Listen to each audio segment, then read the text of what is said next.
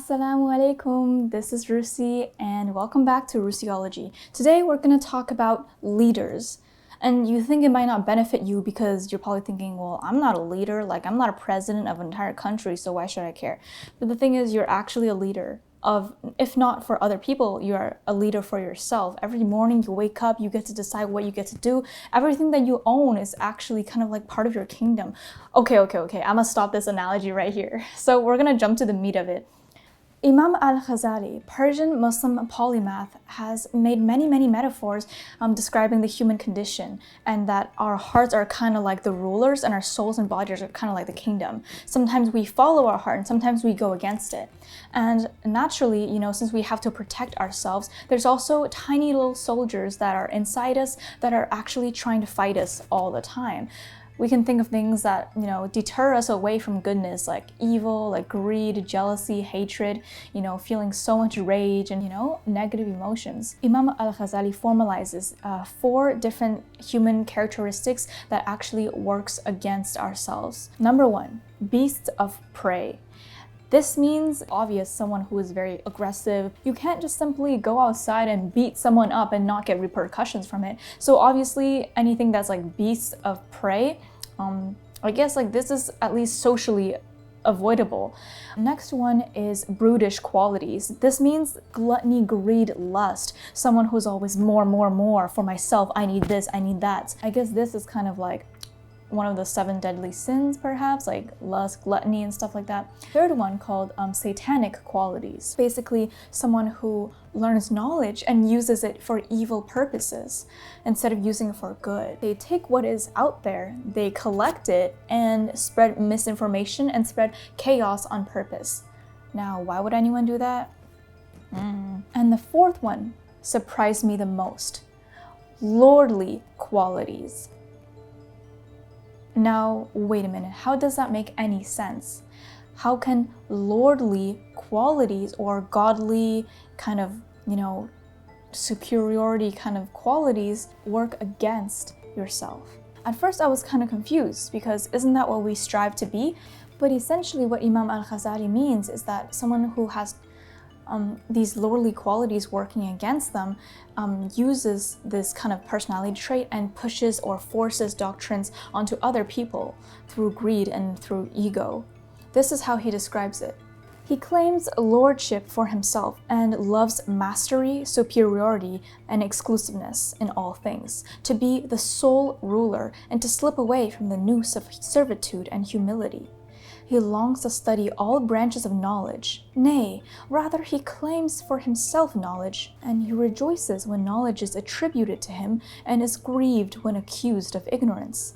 The comprehension of all realities and seeking to rule by force over all creatures are among the lordly qualities, and man is greedy for them. This just seems like a whole idea of someone who is ego tripping, right? Someone who learns for the sake of being like, oh, I'm a learned person, I'm smart, look at me, and then only wants that kind of status. And when someone else points out a flaw, they may get completely offended and say, who are you to tell me this, or something like that, instead of saying, oh, maybe there is something wrong with me. Everyone has this innate human nature. For example, when a 5-year-old goes outside and sees a cute little bunny on the grass, they just want to pick it up and be like, Mommy, can we take this one home? And the mom has to be like, no, we have to not, take the bunny home. And then the kid would be like, why? I can feed it. I can give it the best life possible. It's so cute. I'll put it in my room and I'll pet it every day. It's kind of innocent at its core. It's built on this naiveness that the kid, the 5-year-old toddler, truly thinks that his or her bedroom is the best place for this wild rabbit instead of the actual outdoors. But what about a darker manifestation of lordly qualities? Looking at this from a more global and larger scale, these quote-unquote lordly qualities can actually cause the demise of many people. For example, I live in Canada, and Canada has a very dark history with European settlers coming into this land and basically committing genocide through assimilation. What they do is like they rip children, native indigenous children, out of their homes, away from their family, and to put them into these secluded schools called residential schools. In these schools, the children experience extreme like physical, sexual, emotional, spiritual, psychological violence, like all of it. And still, the last school closed not even that long ago. And how can this happen? Like, how? One of the reasons residential schools was able to continue for so long is the fact that, genuinely, European settlers actually thought that they were doing good for the native kids. They thought, well, we're giving them education, we're giving them an opportunity. Well, at the residential schools, they can learn and become civilized. And meanwhile, in their normal families, they have to be savages, they have to hunt for food. And now instead, they're provided meals by like the church or whatnot, right? Because through all this violence that they've experienced at the school, they've become a disconnected community, and there's so much intergenerational trauma from these kind of experiences. It's all because of these settlers that came in and said, we're gonna save you people, you guys need saving, we're gonna save you guys. This is one of the darker truths of the savior mentality.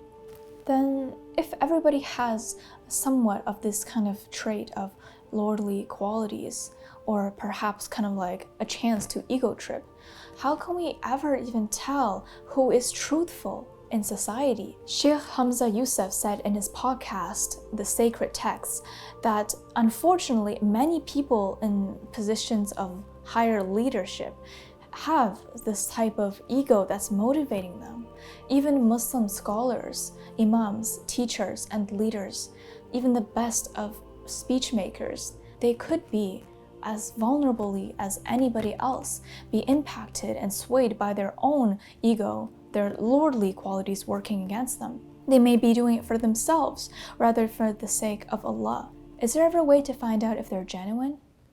According to Sheikh Hamza Youssef, there is. And the way to test them is to put them beside someone else who is even more qualified than they are, and to see their reaction. One example that I can think of is an elementary school setting. So imagine we have an elementary school teacher. His name is Mr. Bob, okay? Mr. Bob here, he's very, very good at teaching. He's been trying to teach his 6th grade students concepts A, B, C, but they're having a little bit of trouble grasping it. It's no problem. It's a hard math concept, okay? But during this meantime, Mr. Bob has to go on vacation for a whole week. So a substitute teacher, Miss Jane, comes in.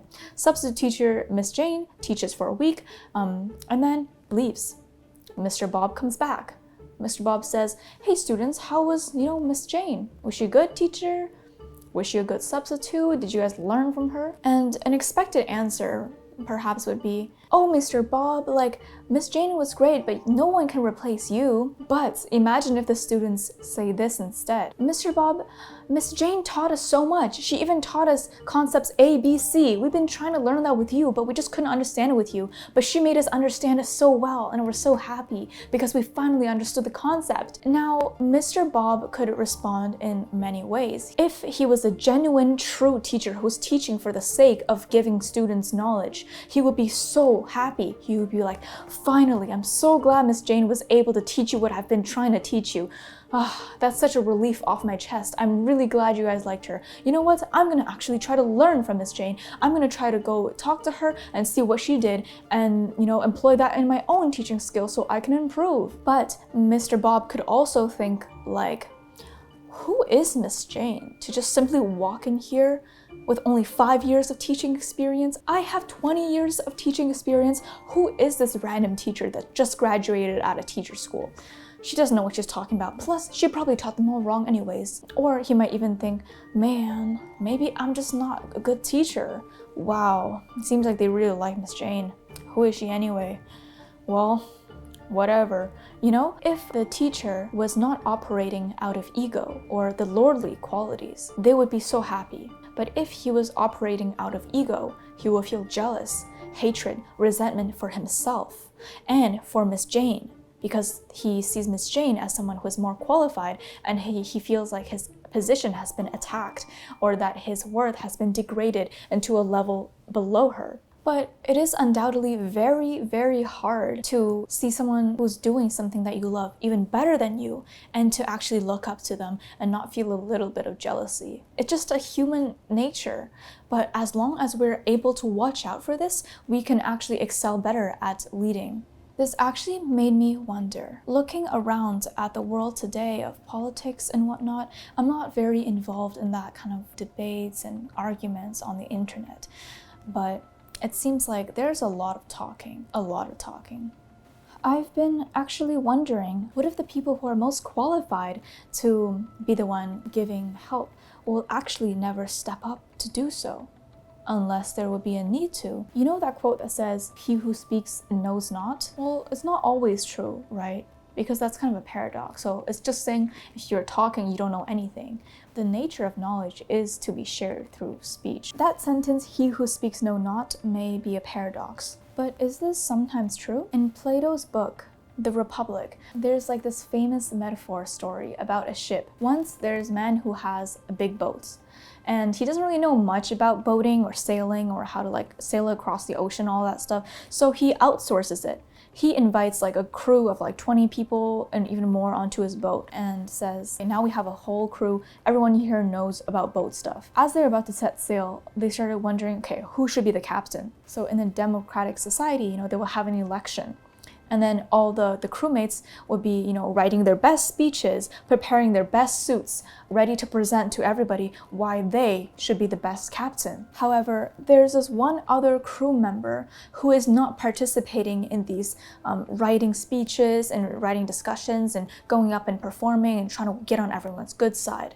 This one crew member is so busy, actually calculating the sails, like looking at the stars, using the compass, and trying to find the direction of where the boat is going to, planning the entire thing. They're so busy trying to actually figure this all out. They don't have time to go out there, make speeches, and try to make everyone like them. Even though this person has the most captain knowledge and has the most experience and is the most intellectually qualified to be captain, this person would never be captain. Instead, the outcome is that someone less qualified becomes captain, and this person is one who speaks a lot but knows not really where they're going. The rest of the crew cares less about the ship's direction rather than who's going to steer it. This really gives a new perspective. Sometimes the people who are best leaders only step up if there's like no one better available. So here we learn that the idea of a good leader is someone who actually acts more than talk. But in the world of politics, you can't see action immediately, but you can talk immediately. Sometimes actions take up to a few years to actually implement. So while leaders talk away, very little gets done sometimes. But what about the Islamic context? Well, thankfully in Islam, there is nothing but great leaders everywhere. We can see one of the most prominent examples is